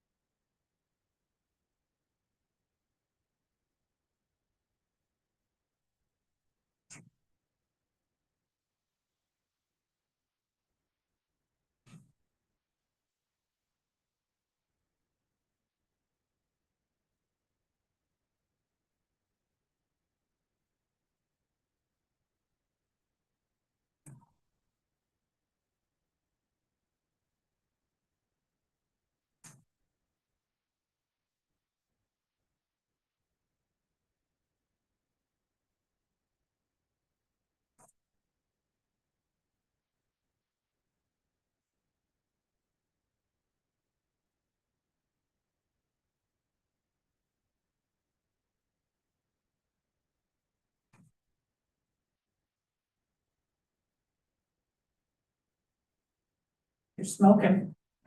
Well, no, I'm just going over numbers, this is the first work. Yeah. Move on. Question for you, actually. Do you have any sort of a camera system over there? Just a local DVR system? At the pool or at the rec center? At the rec center. There are cameras inside. But that is maintained by the community center. Oh, it's part of the community system? Yes. I was curious if we wanted to see about switching that over to the rest of town hall and the hot pools and. The camera they want to add down at the hot pool is actually in the cover of the swimming pool area also. So it goes in, because we don't see the We cost for don't have that. to pay for it. Right now it's the system through that. Included in our lease of the space. Yeah, no, for the pool, I've got the front and then actually want to replace one camera with a 4-direction camera like at the airport, and that'll actually give us a view of the river. The hot pools, swimming pool and the walkway on that north side. It's all flying damage. So would that fall under your budget or would that fall under his budget? I think it's actually, I'm trying to think in my head, like, where does I this think seem it's to actually go? fall mostly in the hobo pool budget. What are you working on over there? Huh? What are you working on? Increases. What Camera. they're totally- Like, could be. You guys can move on, I'm listening. I can give you my exact number, 32,634. Well, you increased it. Between this 32,632 between. For these items, for these three things, between the swimming pool Right. and the rec department. Yes. Oh, yeah. No, I already got that one figured out. Oh, that was a lot easier than John's. Math for mine. I haven't even begun on your. That's all. I'll go ahead. So starting off, the streets department. So when John retired, you know, obviously he was our highest paid guy when it came to his longevity pay. His was much higher than, I mean, almost basically more than everybody else's combined. With him leaving, we've taken the increases and everything that we had, we didn't really need to adjust our salaries that. So we'll just stay the same. Skating down through. Same thing, everything's pretty through as far as wages. We did have on the training a little bit long-term, I kind of discussed when John was here, you know, if we could get some guys that we think are gonna stick around, we want to develop. A couple of these guys, work on getting them CDLs and kind of open up our equipment availability for the future, you know. We could just use equipment, non-CDL equipment it's hard to come by. We have the one good truck that we've got now. But we wanna. And we've had guys start to stick around, so we have some guys that we think are gonna be here, let's. And except this, we're gonna start doing more asphalt. Be able to, some of this, some used equipment, especially your bigger plow trucks. They're all class 7s, so you need to have a CDL for those. And then I think we're proving that we can kind of, you know, we're starting to get a little bit of retention. So that's what that was for. We had that last year, but we didn't have anybody. We were really having people kind of coming and going, and so we didn't really feel like it was a good time. But now where we've got a good wage package, we've got some retention going on, we're gonna probably look at trying to get one or two guys taken care of later this fall after things slow down in this winter. Supplies, things just are getting a little bit more expensive. A lot of random things fall under that, but we need to have a little bit more availability in there. Snow removal, we didn't use that, but there's, you know, it could be a bad winter next year, so we just gonna leave that the same. Same thing with repair and maintenance and equipment. That seems to be a figure that we run through pretty regularly, that 25 grand. We can keep it at that or run under that. Same thing with vehicle fuel. Repair and maintenance of the streets, a lot of that we've been running under impact funds, so we just left that kind of as is for the time being. Repair and maintenance on the buildings and grounds. The primary cost of that is build our new salt shed. We had to get rid of the one. The eyesore and was in the way, so we do need to build a new one, so we'll do that, probably build that in-house later on this fall. That's the big stuff in there. And then pouring a pad for that green shed. Moving over, there was professional fees. I upped that a little bit for a little bit of engineering costs for our GIS.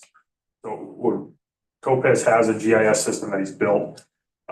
I didn't know if we were gonna have enough room this year, so I put it in next year's budget to get that bought between the streets and the water and the sewer. There's good programs out there that we can take what he's already built and start letting the guys use it in the field. We can make updates to it.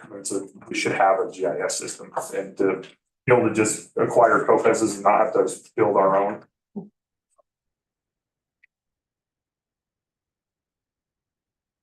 Okay, so the capital equipment. So I've got almost everything in my capital equipment is cost sharing with the water and sewer department. So we've got some cost sharing in there for possibly I guess Cat would call it a mini X, but a smaller 0-turn excavator trailer. We need to get a bigger, more adequate self-driving pump. We are trying to use those 4-inch trash pumps. We almost couldn't keep up with the last leak that we fixed. Earl's, I worked with them in the past. Earl's had one out here that was, I mean, fantastic. We would cost share that with the water and sewer. And then also, getting a sander for that new dump truck is probably one of my number one priorities out of the streets department. So there's a couple of companies that Byers Products makes an electric one that is a municipal grade. It's all stainless. It's made for that size of truck, so I would like to get that outfitted. And then this last one right here for the 1.4 million, this is actually kicking the general fund budget up significantly, but it's a one-time project. So if we get awarded the grant for this, the path from the high school down, basically down to the rec center, that's where that'll all run. So when you look at the last page of the general fund, where you see it going from 3.352 million up to 5.2 some, that's almost all from this one project, but that's grant funded. So that is the most important factor of the giant bump when you look at the so Saratoga Lake, want to put some new picnic tables out there. We have babied and painted the ones that we have for years and years and years, and they're getting rotten, and there's really only so much we can do with them. We would start investing in some rubberized metal ones to put out there that don't need any maintenance. And everything else relatively stays the same. Parks, we up the maintenance. It's starting to cost a little bit more. There's a lot of things that run under irrigation repairs. There's some stuff down at Good Times Park that gets thrown under there, Kathy Glow. And basically everything that's not asphalt or concrete or curb or gutter, that maintenance ends up under here. And we've been running pretty tight on that the last couple of years. So we did up some of that. Run down through parks. The next big one, if you'll notice that, never forget Park 1 at 425. That is mostly grant funded. So we've got to have a place to run all the expenses for that project through. So is offset by revenue coming in from that grant. So that's the other kicker that is throwing the general fund expenses. Yeah, it's primarily this project and the pathway project, which are both offset by grants. So just those important to know those are offset. Excuse me.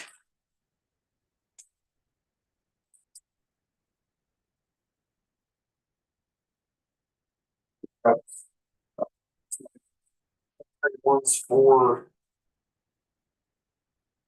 Don't want to discuss those before we move on to Yeah. sewer. Thanks, sir. Any streets questions or?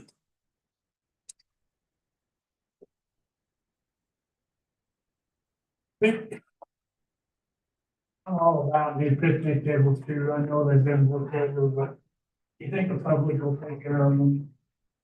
Hate to throw, it's only $1,400. No, picnic table is part of that. They're gonna be like $7 or $8 grand to get the rubberized ones. These be the rubberized with the steel, like what's in park over by the mall. Yes. If I have.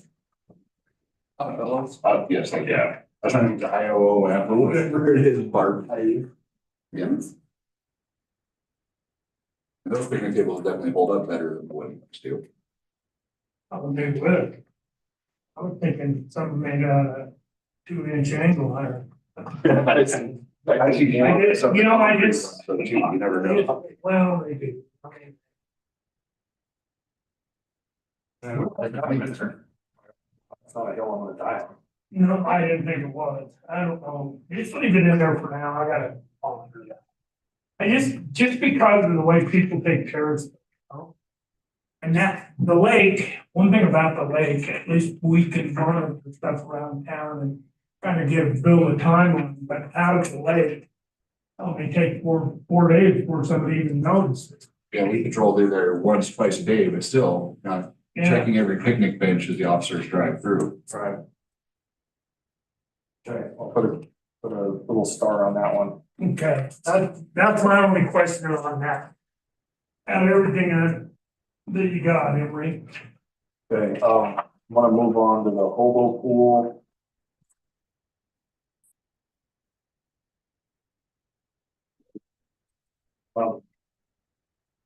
The big thing on that right down there is the capital improvements. So the bathrooms, we fixed the heaters, we fixed the ventilation. The insides, the floors need painted, they need tiling. There's a lot of concrete, broken concrete and crap down around the pool that needs replaced. So this is kind of would put together a project to replace that, fix those items, get some new sand in there. It's just, I mean, the thing gets used really hard and we've been chipping away at getting caught up on some maintenance and stuff, but I think we can, bid out a little project or get some of those things done, it'd be really appreciated. So we did put in some funding there to get that taken care of. I mean, there's some rocks around the lobster pot that have fallen off and that whole lobster pot needs regrouted, like it needs a little love. It's been 2012 since any real money's been invested into it. Can we do the grouting around that or? It's gonna have to be one of those things that I think we're gonna have to get somebody to do that, cause we need to make sure we can get it done. We're gonna have to drain the whole pool and everything, get it done as fast as we can. Yeah. So that would probably be that and a concrete, say somebody like being it, MASH, like that, and then the concrete right there, I talked to him about. What's happened is the not so hot is leaking through the ground. Back toward that and it's eroding that sidewalk down in there, and when it freezes and it looks bad, it's uncomfortable on your feet. Do you think you can fix that? Yeah, what what we'll do is we'll knock out that whole sidewalk, we'll put a probably some butyl tape or something around the bottom of the not so hot pool, or where that sidewalk meets the back of the not so hot pool, and then pour a curb almost place that little piece of sidewalk. So That sidewalk at the bottom of the stairs, way up from the not so hot pool. yeah, that's just all. Yeah, it's all busted up. Yeah. Let me ask you, can we alter, keep the big pool open while you do that with the little pool? Or do you just wanna shut everything down, You probably wanna just shut it all down and just get it knocked out and just then, do it all at once? and then that would allow things to dry up. Like, Okay, if we could have it shut down for a few days, there's a head gate that we gotta get fixed so we can get it shut all the way off. So right now, when we clean it, there's water constantly. what's the latest time of the year you could do that? September? I was thinking first part of October is probably. Okay, think we can still get broad blanket in the I just do not wanna shut it down in the summer. No, I agree. We would wait and get through the, Okay. there's one thing on the outlet we're gonna fix sooner than later, but the rest of that, I think. We'll wait until after the end of September. And we only got a few locals, it's gonna be just. It'd be. Well, once they know what we're doing, like we're fixing the rock on the lobster pot, and, that's, some of that's been brought to our attention by these people, Yeah. so. Mainly Dick Drew. Yeah. So we got our regulars in there every morning that wants to complain about it. Well, I think if we could get it done in a week and a half, we'd be okay. Yeah. Considering we're making it better Better. for them. But it's just, a lot of people come here just to use that oval pool. Something that I think we need to keep up on and keep maintained is. Yeah. On a side note with the hobo pool, have we ever looked at the cost for putting more of the concrete bench in there, like in that one corner? That's like the corner everyone flocks to, 'cause that bench is there. We run along the whole north edge or just add some more bench in there for people. Because regards it for as big a room as it is, there's really not that much. Not much seating, it's like maybe 7 footish of bench space total. Yeah. Or adding small benches and this or something, we can look at doing that. But that's the main increase right there on the hobo pool. Going on the planning commission, we've adjusted some. The wages a little bit, I think we shook out and we got the pay increase. We didn't change anything really significantly on this. Professional fees, we did up, for a little bit of the legal side for ordinances, and then same with the advertising. Those will probably, some of this stuff, gets taken care of, those will probably go back down next year, but advertising is kind of is what it is.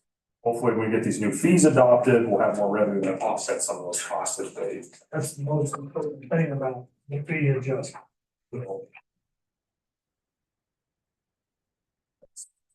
Yeah, fine.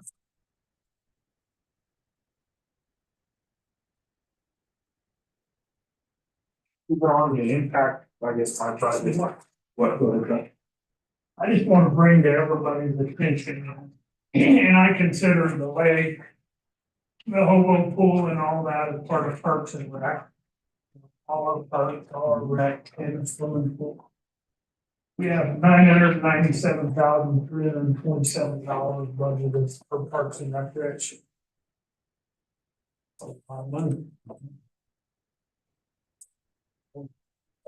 You take 425,000 right off the top of that. Yeah, that really helps. For the number for part of it. Yeah. Yeah. Yeah. Because when you say it like Because that, they're paying, It sounds I mean, bad. that's the way people are they're gonna total that up, and that's what they're gonna look at. They're gonna forget to take that 400. yeah, and that's why it's so important that we all know, like, Yeah. hey, that's Just like, grant funded. just like your big budget over there, street department, oh man, you get new streets. Yeah, It doesn't work out that way, yeah. but I mean, if any of you guys' constituents have concerns or are mad about it, they can just send them down here and we can. Sure. Explain. Yeah, it does, the ordinance goes in the paper and it shows 3.3, and then this year we're at 5 point something. Yeah, but there's extremely logical reasons and explanations to all of it. I'd like to know that there will be a department higher than the police department this year. Our department is higher budgeted than the police department this year. Well done. Okay, that's all I have, I was gonna bring that out.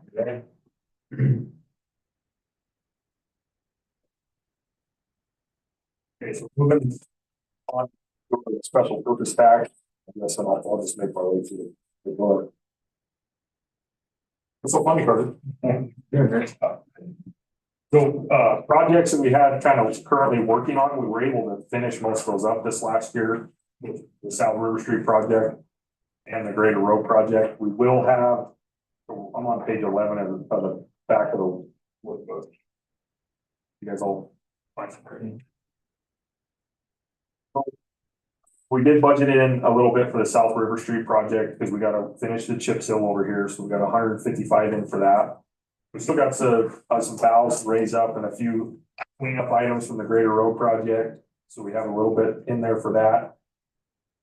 If we have time, there is some deck there of the pool kind of closer to the building, that's, I mean, it's not make or break that we get it repaired, but if we want to, we can kind of talk to Nash a little bit about it, so we have some funding in there.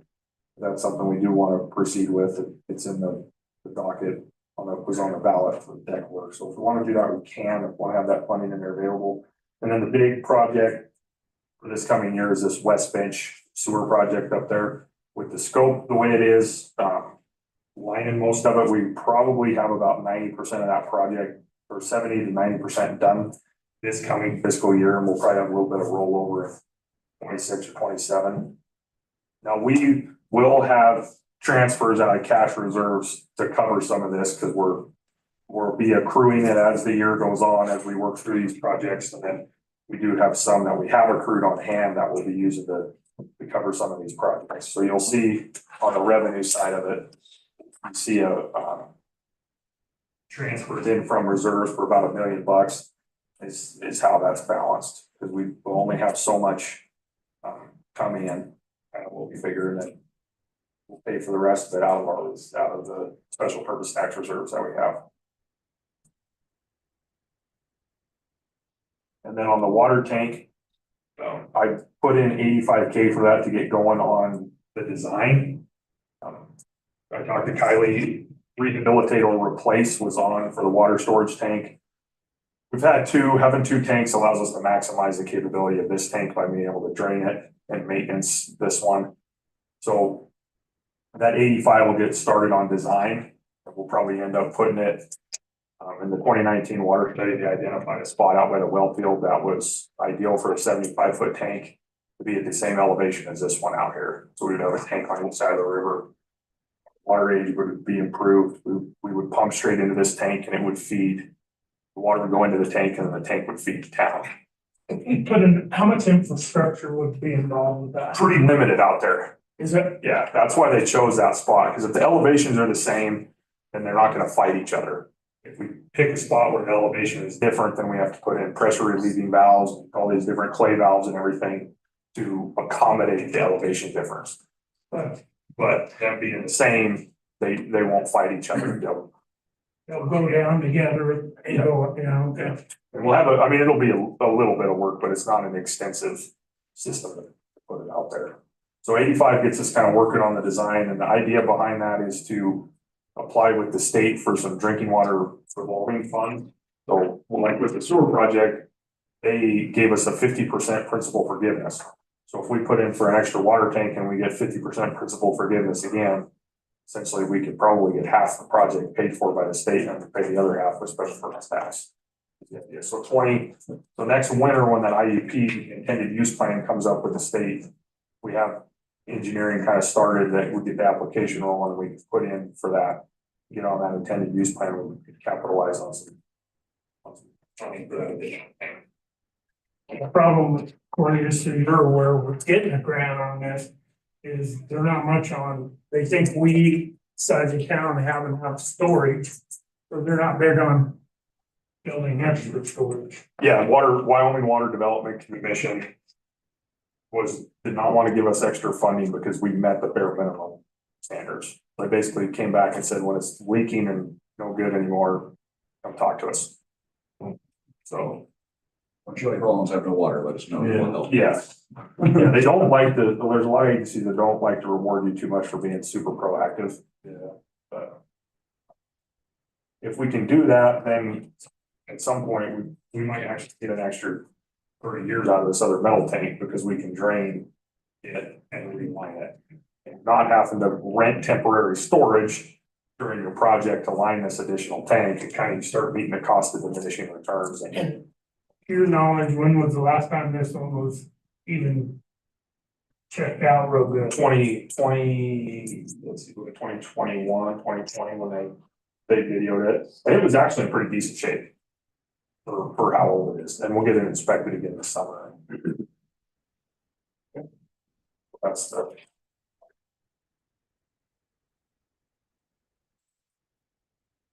And also, you know, you have an extra storage tank, it buys you more time. You know, we have a problem. Impact funding.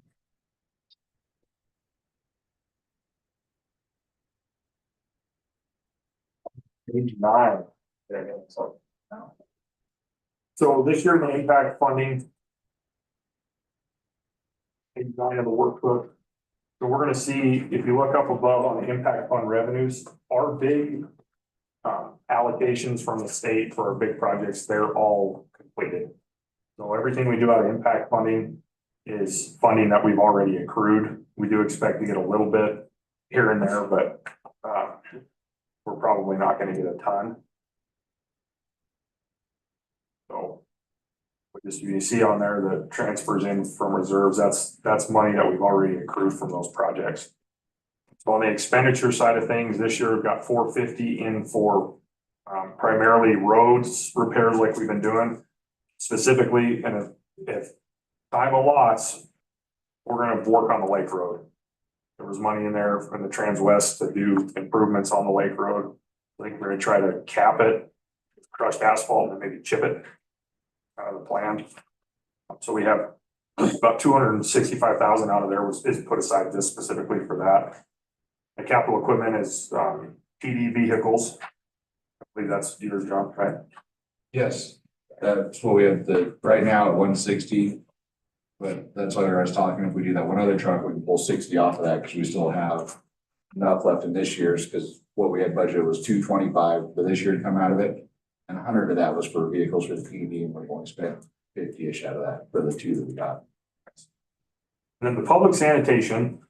So I had talked to Kylie and we had a conversation with the Attorney General's office a couple years ago. Like I mentioned, these impact projects, the cost is way far outran what was originally anticipated. So as long as we can tie the impacts to, or the project to the impacts, we have a little bit of latitude on where we can spend some of that money. So I discussed with her, hey, what do you think about building a public restroom with some of that money? And she said, well, yeah, based on what Jenny told us, she's like, more public available restrooms, so like we can tie that fine. So the plan is to use this money to help match the bathroom at the park. And that will offset the required match for the grant over here at the park. So that's kind of a twofold use on that one. That which purpose? Number video. So that one, the funding Joe has, that'll required match on that. That's it for the impact funding. And if we didn't get an update from the state on any potential projects or the Two Rivers will. When the last two we got, I don't think it's gonna affect us. I don't think so either. Okay, so the water fund. 3% increase, like I mentioned earlier. We didn't change much else on the revenue. We did up the interest a little bit just because we are gonna see higher interest with our savings the way it is. And we did up the salaries, because of the bump that we gave everybody. And then reallocating Jen and Karina in there. Which helped the general fund out. So if we go down the big changes that we got down at capital improvements, so this right here for this 110,000, that's the Elm Street water line replacement, that block there kind of by the school. We'll do all that in-house. The capital equipment is cost sharing with the streets department, the sewer department, possibly the mini trailer, a pump. And then the little I have a little runaround rig in there if I could find like a little F-150 or something for 10 grand, just something that's white that has a town plate on it. Primarily just when if I go up to somebody's house or something, it just kind of looks a little bit weird when I roll in. Because that's it.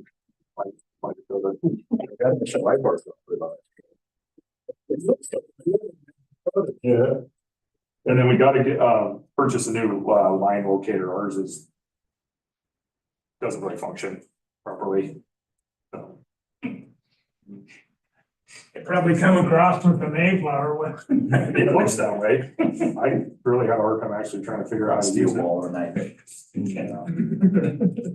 So those are the primary, big items on there. And then up on professional fees.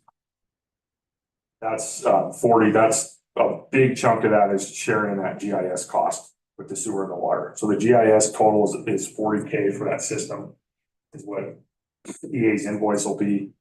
Probably looking at, if we hired somebody to do that and we put it out, we're probably looking at anywhere from like 65 to 75,000 at a bare minimum to get to the point of what he has, if not more. So I don't really think there's any sense in doing that. And Craig's been around for a long time. It's pretty accurate. It's built off the as-builts. And so those are the big things on the water. GIS, does it cover streets and addressing also, or is this just for utilities? Water and sewer and storm drain. We could get that on there though. That's what I mean, like we get this base, and then we can just take it from there. Because the county GISing isn't the greatest for down here, so I was just wondering if you'd already been working on one that I think he has some on there, but not, and they did a bunch of addressing stuff with the lead service line. Try and see if they can add that on there. Any questions on the water fund? No, but you guys are gonna have to excuse me, I have a doctor's appointment.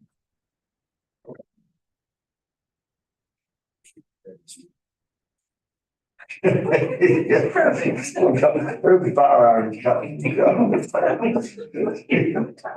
I hate to do it. No, you're good. Mike, Thanks, Mike. You bet, Mike. See you guys all later. And then here on the sewer. Same thing, we did the 3% increase and then we did, budgeted more accurately to what we received at the end of last fiscal year. And then also with the, what increase we think we'll see straight bills out like we talked about earlier. And then the big one right here on the revenue side, so we're looking at this project replacing across the river.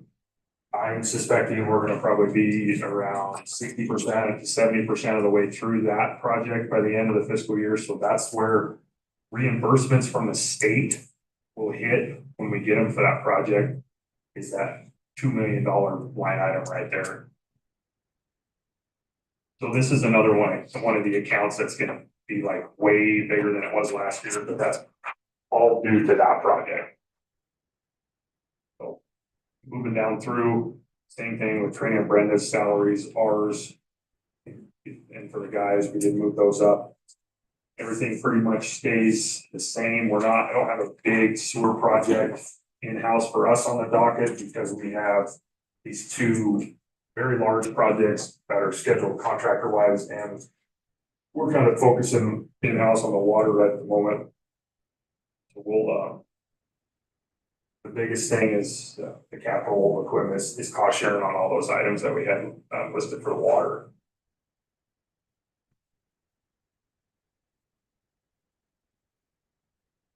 And then we do have, I'm gonna replace some of the instrumentation out of the lagoon. We're gonna spend a little bit of money.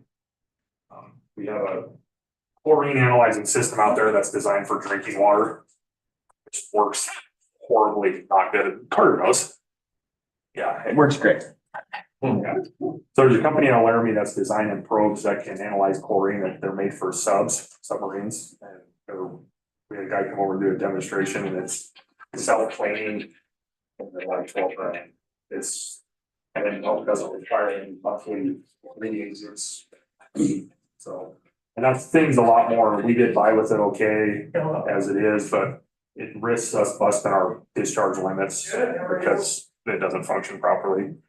We spend a lot of time fighting with it, and after seeing what this guy has, especially for the cost, we're gonna go ahead and get that replaced too. Have all the pumps out there rebuilt, having new mechanical seals put in them. Just kind of routine maintenance, but more on the, 5-year stuff that needs done. We can pass. Well, I have a question on the lagoon dumping. Yes. a quick question before you move on with that. Okay. That's probably more for Karina. Yeah. Under salaries and all that. When I look at that, did it go up that much from 125 to cover the raises? No, me and Jen were never distributed out to the water and sewer. Okay, So that is 25% for both of us, so a 50% increase from, Okay. so that's why. that's why it's jumped. Yes, Because we only had a figure. Yeah, We had a code where it wasn't gonna jump it. Yeah, no, that's mainly due to the allocation. Okay, yes. all right. Back to mine. Have we fixed the old dump lid, or can people still open that? Because I found people backed up in between the post and the building dumping into the old hole. Because the lock and the hinges were broke off, so people will actually just lift that and dump into that hole. Yeah, no, we need to fix that, and then the foot pedal for the new one out there is malfunctioning, so Chuck, we're supposed to get one coming. Yeah, I actually, what's that? When was that? This summer, actually, when I came back, I was pulling to go hit the dump, and there's this guy backed in between the building and the post dumping into the old hole. And of course, being outside of town, I don't have official authority, I just pressured him into using the proper one. You're doing that, so Yeah, I maybe we need to seen do a couple. Be a pretty tight fit, isn't it? I would think. Or like me, I've got enough hoses to run over Well, to it. yeah. But yeah, this is the first one I've ever seen actually back into that space there, but between the fence and the post, yeah, the camper back in there. On the west side, which made it even more impressive. Yeah. I'll ask Chuck if they've ever had a problem with people doing that. That's, I don't think they even know, but half the time when I go out there, I find that lid and put it back on, so it's sitting open. Cameras up there, but no. I don't know if they actually work. Do they? that's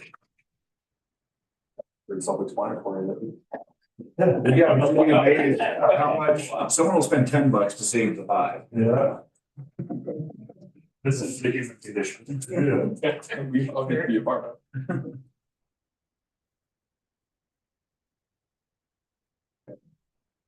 Any more sewer questions? No, I'm good. Okay, waiting fast. So everything revenue wise stays pretty close to the same as we did last year. We do know that state grant, we can change that because we are gonna end up with close to 16 instead of the 22. And then which we probably on capital equipment, this may go down depending on when our tractor comes in, but we just want to have that in there to make sure if we don't pay for it until our next fiscal year. It's here. So it is here. They're ready for, they would like a check before the first of the month, if possible. Oh, would they? And that's gonna include the mower too. Yeah, I was out talking to them. So it is here. Okay. Just give me an invoice or something. That's what I told them. Just a heads up, we have about 10 minutes before Brenda has to start setting up for the airport meeting. That's done. Well, I guess we can readjust that. We can take that back off there and adjust the grant. So I'll make a note on that. So that state grant.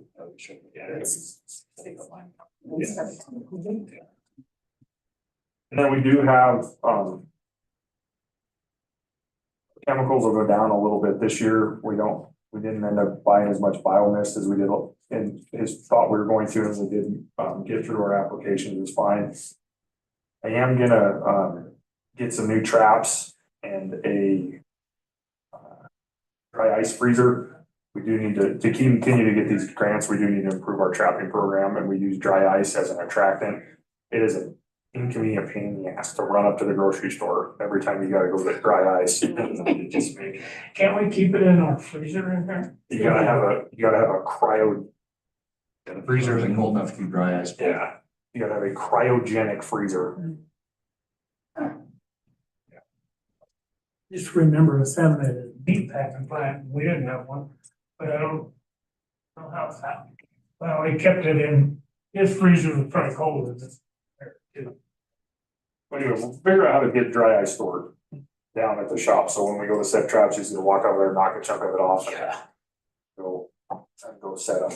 That's probably why the traffic was poor. One gets it makes it, yeah, extremely inconvenient. And then we get some, little better digital record keeping for the trapping too, and then kind of secure our ability to apply for some of these grants. And have a little bit more data on why we're doing what we're doing. It'd be some good training, so you tell the mail from the beginning. That's hard. Huh? That's hard. I never did figure. Hard.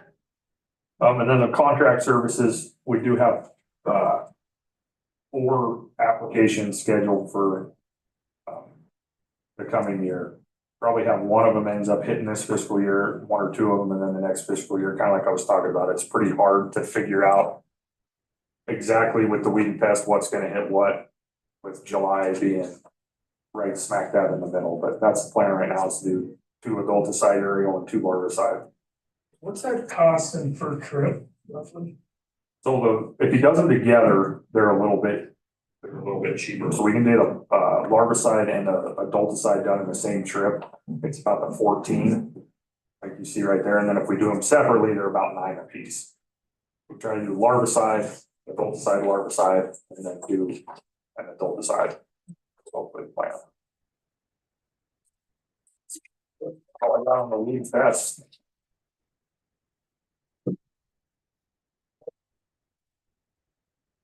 Quick question, like on your sewer, like Roll Baldy and the medicine water, you gotta just write letters to them, or how is that? That's what we're gonna do. We're gonna write a letter to them. Jen and currently working on it. Also, they're gonna write a letter to them and say, hey, we have audited our bills. We've identified that these have been incorrectly billed.